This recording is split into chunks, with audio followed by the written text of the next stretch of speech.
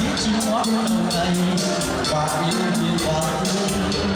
người yêu đi dạo về buổi sáng có đường đông lang thang người yêu người đi đến ngày xưa anh chạy dưới hàng dừa mà yêu che chở người thơm cánh trà và yêu thương rất cùng không mong gì mà tôi yêu em và tôi cũng yêu em và tôi yêu em rộn ràng yêu em lòng càng tôi yêu đi phố dưới khắp đây nấu vui với bạn bè và yêu rượu ngon tôi yêu trong người yêu người già yêu